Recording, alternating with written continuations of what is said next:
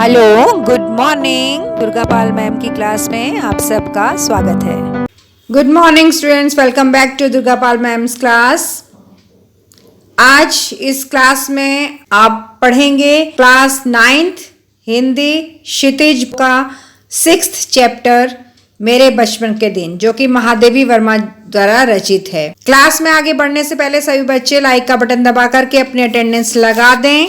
जिसने भी इस चैनल को सब्सक्राइब नहीं किया है प्लीज सब्सक्राइब का बटन दबा दें और बेल आइकन को दबाना बिल्कुल ना भूलें, ताकि अगली क्लास का नोटिफिकेशन आपके पास तुरंत पहुंच जाए। क्लास को बंक करने की ना सोचें, अंत तक पूरा अटेंड करें। क्लास के बीच में मैं आपके साथ इंपॉर्टेंट क्वेश्चन भी डिस्कस करती हूँ और कठिन शब्दों के अर्थ भी आपको बताती हूँ। मैं बहुत सरल अनुवाद आपको इस पाठ का दे दूंगी, इसलिए क्लास को पूरा अटेंड करें और अंत में लाइक का बटन दबाकर ही क्लास से निकलें। तो शुरू करते हैं। मेरे बचपन के दिन। महादेवी वर्मा के बचपन की स्मृतियां इस पाठ के अंदर हैं। उन्होंने अपने बचपन के जीवन का वर्णन इसमें किया है। कुछ स्वतंत्रता संग्राम की बातें भी उन्होंने इसमें लिखी हैं और उस समय जब वो बचपन में थी उस समय लड़कियों के साथ समाज का रवैया क्या था, इसके बारे में भी उन्होंने जिक्र किया है। तो आइए शुरू करते हैं। मेरे बचपन के दिन। मैं वर्ड टू वर्ड आपको पढ़ा रही हूँ, ध्यान दीजिएगा। बचपन की स्मृतियों में एक विचित्र सा आकर्षण होता है। कभी कभी लगता है जैसे सपने में सब देखा होगा। परिस्थितियां बहुत बदल जाती हैं। अपने परिवार में मैं कई पीढ़ियों के बाद उत्पन्न हुई। मेरे परिवार में प्राय 200 वर्ष तक कोई लड़की थी ही नहीं। सुना है उसके पहले लड़कियों को पैदा होते ही परम धाम भेज देते थे। फिर मेरे बाबा ने बहुत दुर्गा पूजा की। हमारी कुलदेवी दुर्गा थी। मैं उत्पन्न हुई तो मेरी बड़ी खातिर हुई और मुझे यह सब सहन नहीं करना पड़ा जो अन्य लड़कियों को सहना पड़ता है। परिवार में बाबा फारसी और उर्दू जानते थे। पिता ने अंग्रेजी पढ़ी थी। हिंदी का कोई वातावरण नहीं था। महादेवी वर्मा हिंदी साहित्य की बहुत बड़ी लेखिका हुई हैं, आप सब जानते होंगे। उन्होंने इस पैराग्राफ में बताया है कि उनके परिवार में कई सालों तक लड़की पैदा नहीं हुई थी। तब उनके बाबा ने यानी उनके दादाजी ने दुर्गा माता की पूजा की और तब जाकर के महादेवी वर्मा का जन्म हुआ। तो महादेवी वर्मा के जन्म से पहले जो लड़कियां पैदा हुई थी उनके खानदान में, उन्हें पैदा होते ही मार दिया जाता था। लेकिन महादेवी वर्मा के साथ ऐसा नहीं हुआ। उन्हें यह सब कुछ सहन करना नहीं पड़ा। हाँ, उनके परिवार में जो उनके दादाजी थे वो फारसी और उर्दू जानते थे और उनके पिताजी ने अंग्रेजी पढ़ रखी थी, इसलिए हिंदी का वातावरण उनके घर में नहीं था। फिर क्या हुआ, उनकी माताजी जबलपुर से आई। जबलपुर मध्य प्रदेश का क्षेत्र है। तब वे अपने साथ हिंदी लाई और वहां बहुत अच्छी हिंदी बोली जाती है, इसलिए इनकी माताजी हिंदी लेकर आई, यानी कि इनकी माताजी हिंदी बोलती थी। वे पूजा पाठ भी बहुत करती थी। पहले उन्होंने अपने बच्चों को यानी महादेवी वर्मा को पंचतंत्र पढ़ना सिखाया। आपने पंचतंत्र सुना होगा। ये छोटे बच्चों के लिए रोचक कार्टून कहानियां रहती हैं। बाबा कहते थे इसको हम विदुषी बनाएंगे। विदुषी का अर्थ है बहुत ज्ञानी और पढ़ी लिखी। मेरे संबंध में उनका विचार बहुत ऊंचा था। महादेवी वर्मा के दादाजी महादेवी वर्मा को बहुत अधिक पढ़ाने लिखाने के इच्छुक थे, इसलिए महादेवी वर्मा ने पंचतंत्र भी पढ़ा, संस्कृत भी पढ़ा और इनके दादाजी चाहते थे कि मैं इसे उर्दू और फारसी भी सिखाऊं। लेकिन महादेवी वर्मा के वश की वो बात नहीं थी। उन्हें अच्छी नहीं लगती थी उर्दू फारसी, वो सीख नहीं पाई। उन्होंने एक मौलवी साहब भी रखे। इनके दादाजी ने इन्हें उर्दू और फारसी सिखाने के लिए एक मौलवी साहब को हायर किया। वो इनके घर आते थे और इनको उर्दू और फारसी सिखाते थे। लेकिन जैसे ही मौलवी साहब घर पर आते थे महादेवी वर्मा चारपाई के नीचे जाके छिप जाती थी। तब फिर वो मौलवी साहब ने आना छोड़ दिया और उनकी जगह पर एक पंडित जी आने लगे जो इन्हें संस्कृत पढ़ाते थे। इनकी माँ को भी थोड़ी बहुत संस्कृत आती थी और गीता में, जो हमारा एक धार्मिक ग्रंथ है गीता, उसमें महादेवी वर्मा की माताजी को बहुत रुचि थी। पूजा पाठ के समय महादेवी वर्मा भी अपनी माँ के साथ बैठती थी और संस्कृत में जो वो बोलती थी पूजा करते वक्त उसे सुना करती थी। इसके बाद उन्होंने मिशन स्कूल में इनका दाखिला करवा दिया। मिशन स्कूल में वातावरण थोड़ा सा अलग था। वहाँ जो प्रार्थना होती है वो भी अलग होती, क्योंकि घर में ये संस्कृत पढ़ रही थी और मिशन स्कूल में इंग्लिश की प्रार्थना होती थी। वहाँ इनका मन नहीं लगा तो इन्होंने जाना बंद कर दिया। जब स्कूल जाना पड़ता था तो ये बहुत रोती धोती थी। तब जाकर के इनके घर वालों ने क्या किया, इनको क्रास्ट वेट गर्ल्स कॉलेज वहाँ भेज दिया, जहाँ इन्होंने 5वीं क्लास तक पढ़ा। इस स्कूल का वातावरण बहुत अच्छा था। वहाँ हिंदू लड़कियां भी थी, क्रिश्चियन लड़कियां भी थी और मेस एक ही था, मेस यानी जहाँ पर खाना बनता है। उस मेस में प्याज भी नहीं बनता था। वहाँ छात्रावास के यानी इनके हॉस्टल के हर कमरे में 4-4 लड़कियां रहती थी।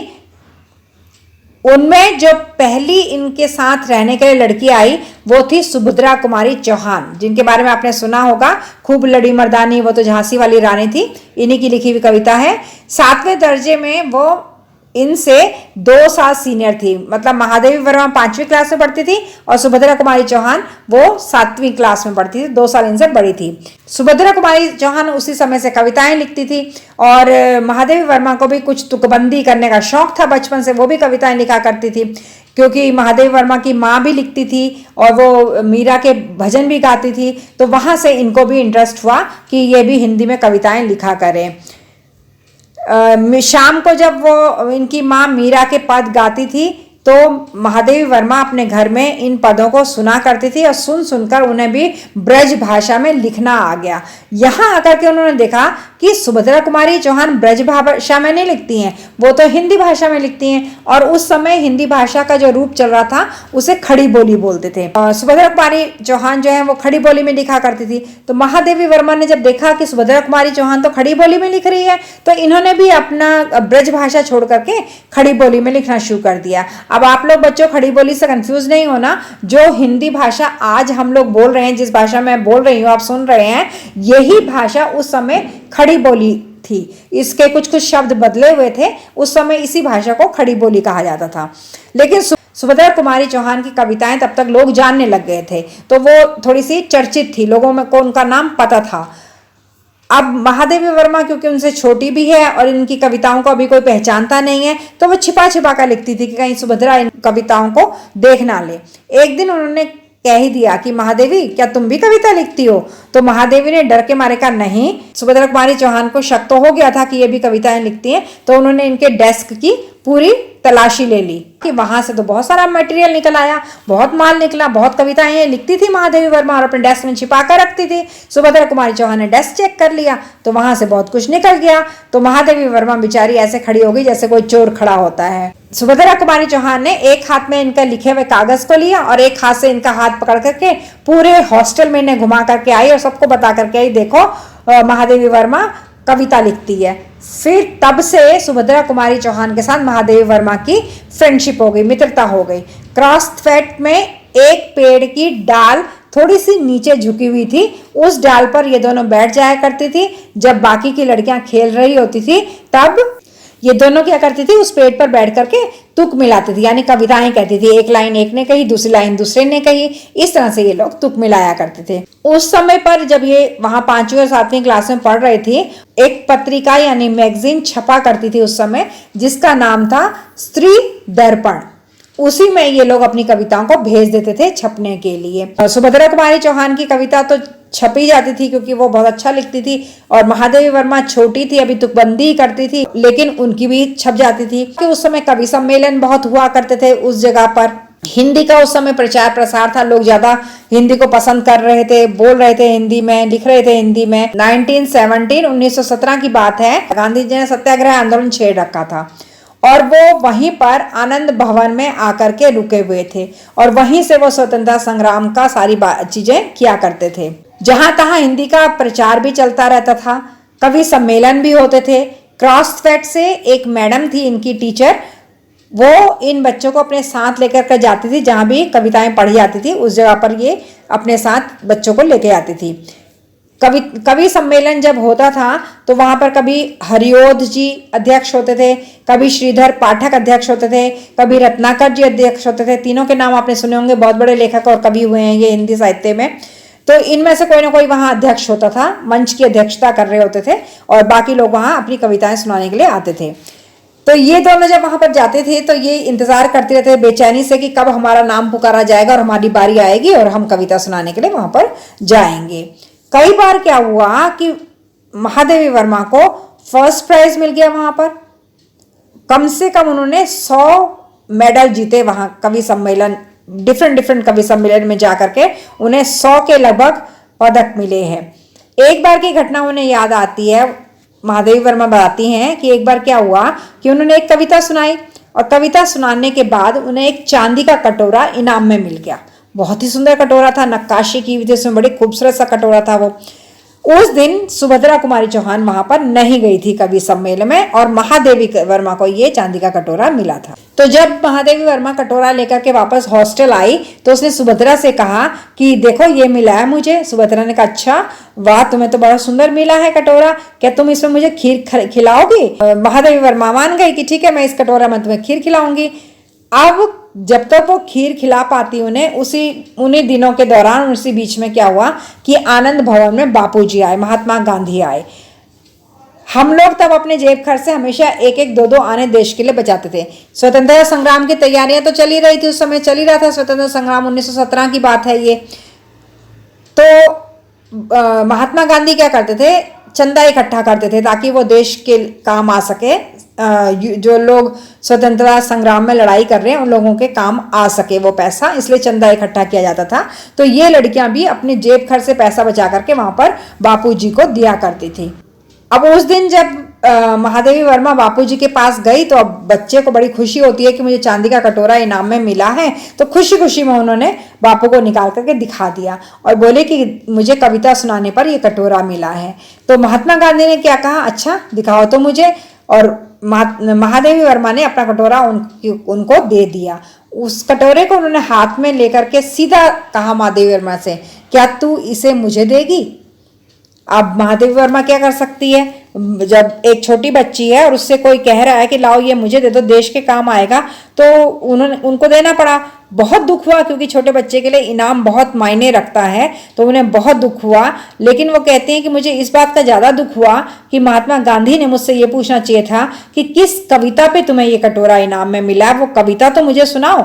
लेकिन उन्होंने कविता के बारे में कोई जिक्र नहीं किया, उनसे पूछा भी नहीं कि कौन सी कविता सुनाने के लिए तुम्हें ये कटोरा मिला है, बल्कि उनका कटोरा लेकर के अपने पास रख लिया। और जब वो खाली हाथ लौट करके वापस आई तो सुभद्रा कुमारी चौहान से बोली कि देखो मेरा कटोरा तो चला गया।